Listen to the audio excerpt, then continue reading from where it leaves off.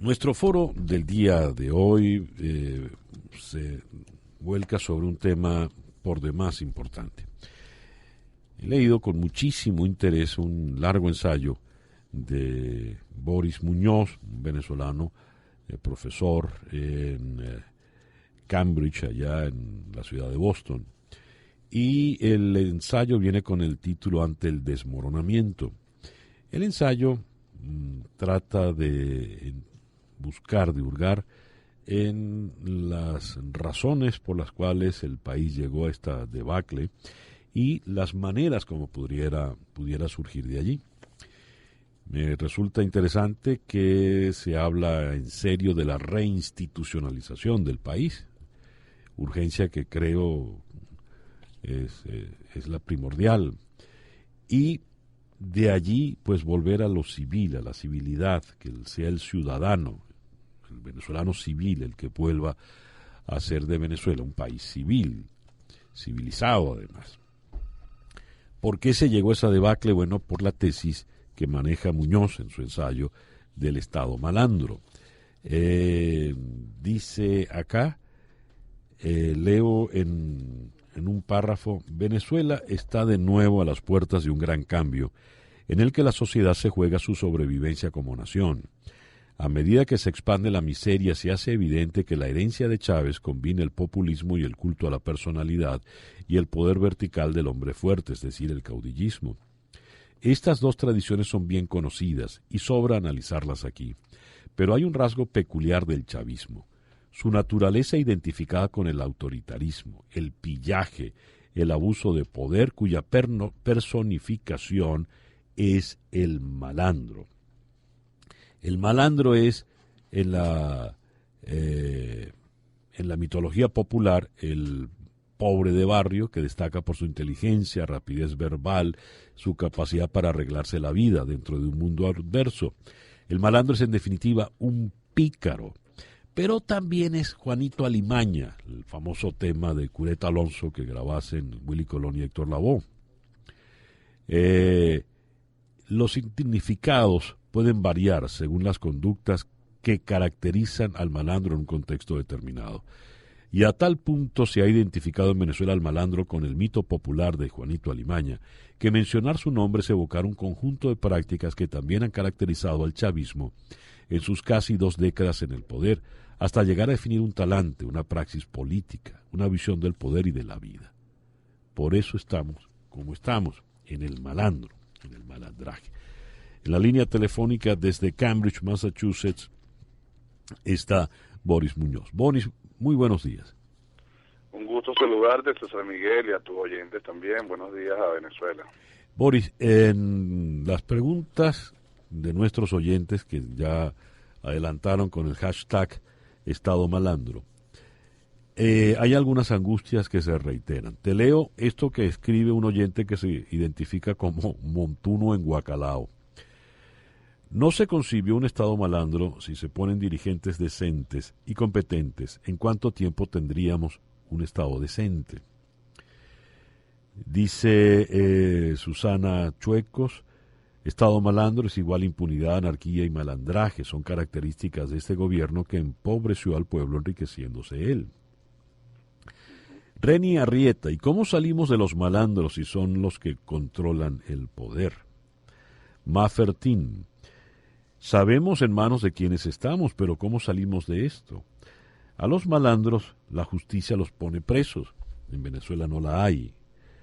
Joaquín Pereira: ¿la fuerza del Estado malandro es el miedo y el aislamiento? La solución es la unión nacional, sin esperar por líderes políticos.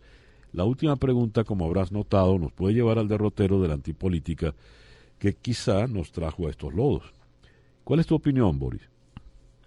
Bueno, fíjate, me parecen muy interesantes las preguntas porque incorporan la respuesta de alguna manera, ¿no? Y sí, creo que la gente está bastante consciente de la situación, de cómo hemos llegado a donde estamos en este momento y de la indefensión institucional que tenemos los venezolanos, por decirlo de alguna manera.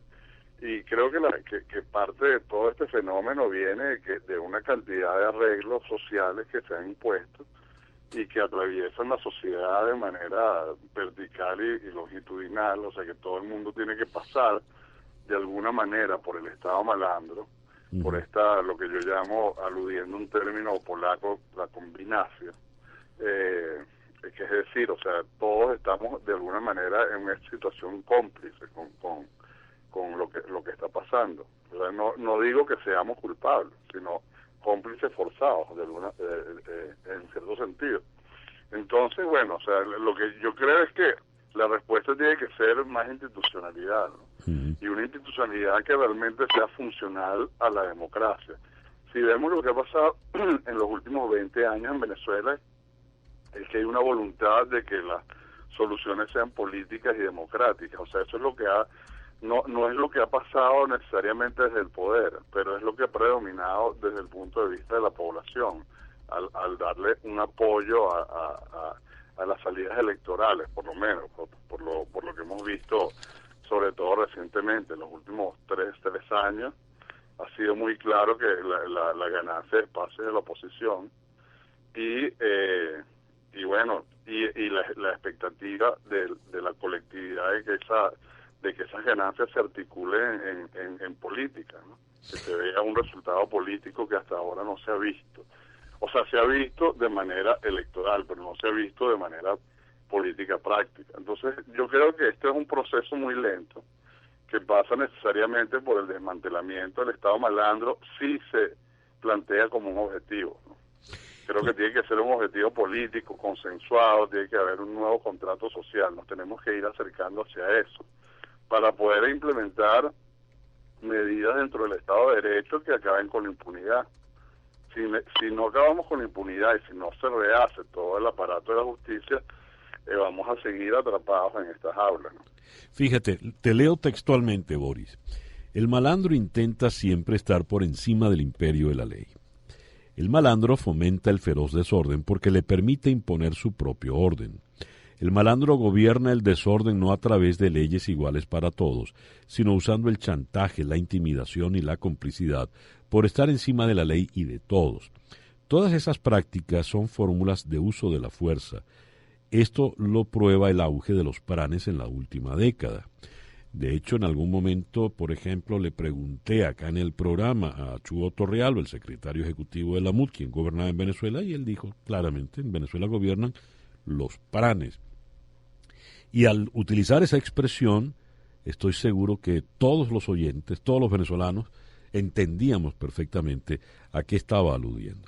Ahora, si el malandro, el PRAN, actúa por encima de la ley y la ley solo le interesa como él la quiera manejar.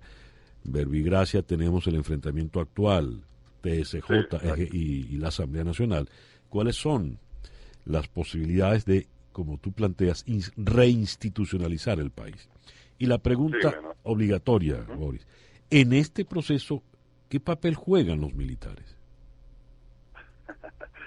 Yo creo que se sobredimensiona el papel de los militares. A los militares hay que devolverlos a los cuarteles, ¿no? No hay que buscar, o sea, el militar institucionalista, un gran mito, o que parece ser un mito de nuestra historia venezolana. Es como buscar el unicornio, en realidad. Yo creo que hay que renunciar a eso y trabajar desde la política muchísimo, movilización, organización, militancia, pro ciudadana, ¿no? Hay que tener claro otra vez el concepto de la ciudadanía que se ha perdido en Venezuela, porque al estar la gente tan indefensa desde el punto de vista institucional, se vencen las resistencias ciudadanas, y es de lo que yo hablo al principio del ensayo, con la situación de los linchamientos, ¿no? Y eso que vimos la semana pasada en un enfrentamiento entre bandas de 150 malandros cayéndose a tiros en el sector del Valle, habla de esa situación de deterioro de la capa institucional de la sociedad. Ahora, yo creo que todo esto pasa por una remoción del actual gobierno chavista. Una remoción que debe ser civil, que debe ser dentro de los canales que están garantizadas en la Constitución, y yo creo que están las condiciones dadas para que eso vaya cristalizando y de manera rápida. No creo que la oposición le va a dar la oportunidad al gobierno de ganar de nuevo tracción a través del dominio de la economía, el dominio totalitario de la economía, sino que debe activarse una vez en busca de esos mecanismos. El más claro para mí es el referendo revocatorio, es mi opinión. Entonces, eso es un camino cuyas pautas o cuyo, digamos, diseño está allí planteado, un mapa de ruta que apenas se asoma, pero no hay una agenda política para hacerlo realidad. Y yo creo que la gente estaba esperando eso desde diciembre, ¿no? Que le digan, bueno, ¿cómo es que nos vamos a movilizar para finalmente remover el gobierno de Maduro? Te leo algunos comentarios, Boris. Jennifer Kilisi. Uno escucha noticias como la de la cárcel del Marite y definitivamente el poder que manda es el delincuencial. Alf 2016. Isabel Briceño. Desmontar el Estado malandro en Venezuela va a ser más difícil que aquello que muchos quisieron arreglar con un militar en 1998.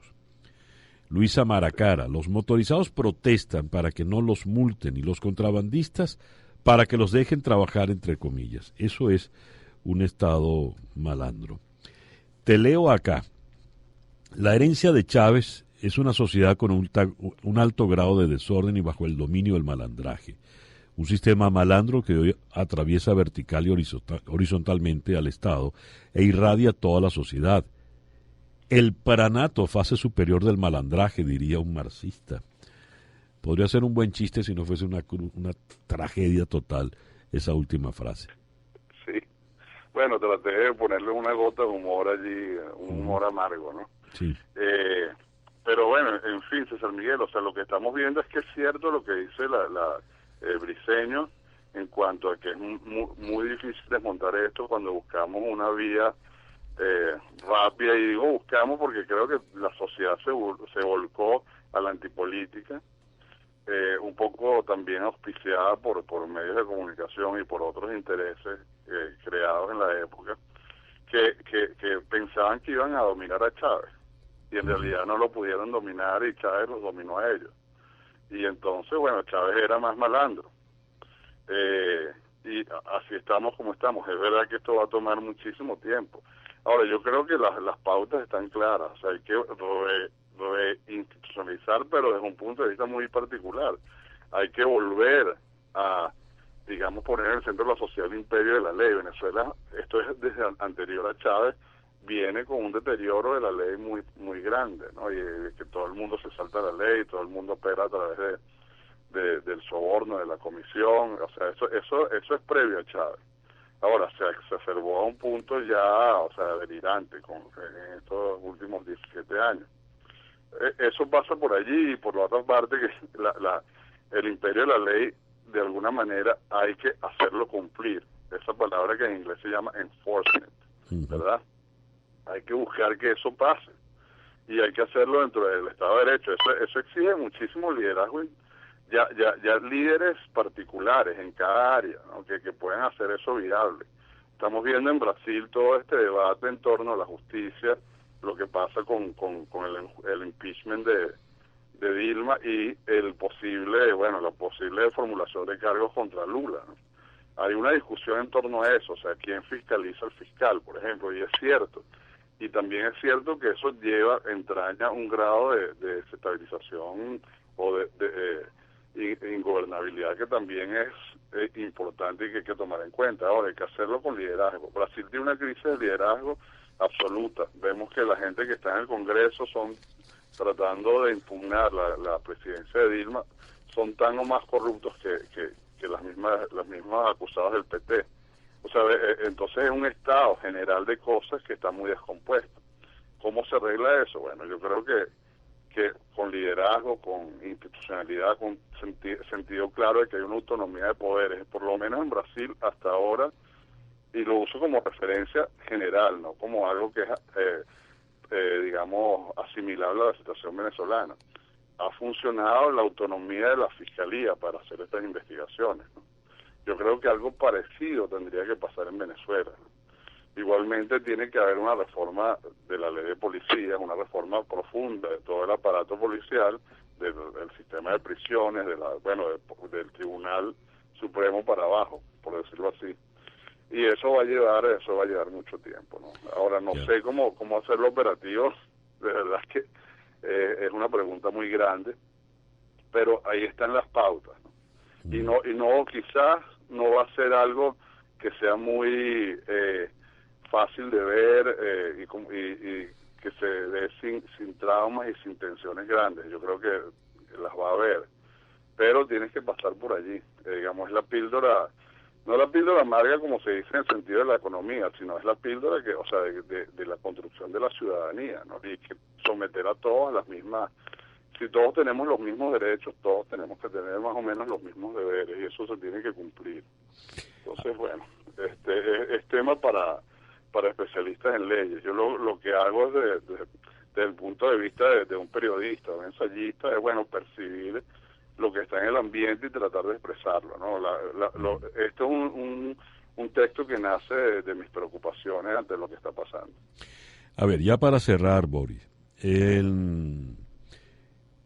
dices que la concurrencia masiva, los procesos electorales, con todas y las trampas que pueden estar rodeando estos procesos, evidencia un grado de madurez por parte de la población y una fe sólida en la democracia. Los pueblos suelen equivocarse y algunos tienen hasta vocación suicida. Por supuesto, ahondan los ejemplos. Hitler en la Alemania de la década de los 30, el mismo auge de Trump en algunos sectores de Estados Unidos. Y en el año 98, ante la debacle de los partidos, los venezolanos pues se aferraron a una especie de mesías, ¿no? Un gran caudillo que iba a solucionar los problemas. 17 años después, luego de ese imperio del malandraje que has definido, ¿habrá madurado el pueblo venezolano? Mira, a mí lo que más me crea esperanza en cuanto a Venezuela es la luz que lleva al final del túnel, es que la sociedad ha evitado un conflicto más grande. O sea, ha evitado a los extremismos, ha evitado a los radicales y ha absorbido eso dentro de la ligereza, del sentido del humor o de la indiferencia incluso, pero evitando una escalada, por ejemplo, una confrontación de tipo guerra civil, que ha habido momentos muy tensos que han podido generarla y no ha pasado. Entonces yo creo que este es el sedimento civil y democrático de la sociedad venezolana, el limo democrático que nos hace o que se cultivó en esos 40 años de Cuarta República, de democracia representativa, en la búsqueda de arreglos que fuesen en pro del bien común. ¿Cuál es el bien común? A mi juicio es claro que la gente quiere paz, que no quiere violencia. Eso es bien común. A mi juicio es que la gente quiere igualitarismo también, que eso también es bien común. La gente cree que hay que haber unas garantías sociales, una especie de estado de bienestar, que un país petrolero no era un lujo para un país petrolero, era algo que se podía hacer, o sea, como una base, un rasero para que todo el mundo progresara. Y creo que la gente sigue creyendo en algo de eso, ¿no? No es solo en la idea de la teta petrolera, ¿no? Yo creo que los venezolanos son trabajadores, o sea, que tienen, pues, son gente normal, averaje mundial, en ese sentido, ¿no? Entonces, creo que ahí es donde hay que operar. O sea, ahí es que hay que ir avanzando una agenda que no es una agenda. A mí me gustan las preguntas de la gente, porque no es una agenda de élite, no viene una solución empaquetada de ninguna parte. Hay que ir haciéndola. Y más o menos se sabe por la propia historia cuáles pueden ser las pautas de esas soluciones, ¿no? Yeah. O sea, no hay así como no hay un unicornio, ese Chávez no fue un unicornio que arregló las cosas, tampoco hay una solución providencial, ¿no? O sea, hay mucho talento, que digamos, como llamamos recursos humanos, hay conocimiento, mucho de ese conocimiento hoy está afuera, desafortunadamente, hay que repatriarlo y hay que echar a andar de nuevo la sociedad. O sea, las pautas están allí, se arranca por la economía, desde luego, porque si no, no hay comida. Entonces hay que buscar que partir de ese referente para ir reconstruyendo todo hasta lo que yo hago allí una secuencia. Digo, va de la economía a lo institucional y pasa también por la moral, porque también hay un asunto moral aquí que hay que reconocer, y es que este régimen militarista y malandro de alguna manera buscaba envilecernos a todos, porque todo el mundo pasa por una tranza. Y yo creo que eso no está bien y hay que reconocer que hemos sido factores de toda esa forma de operar que ha tenido el Estado malandro. Entonces, bueno, eso sería una idea para seguir el debate, para seguir hablando sobre el tema. Boris, te agradezco mucho que nos hayas atendido en la mañana de hoy. Bueno, muchas gracias a ti, un abrazo fuerte y saludos, seguimos adelante. Así será. Desde Cambridge, Massachusetts, Boris Muñoz, quien es fellow en el David Rockefeller Center para estudios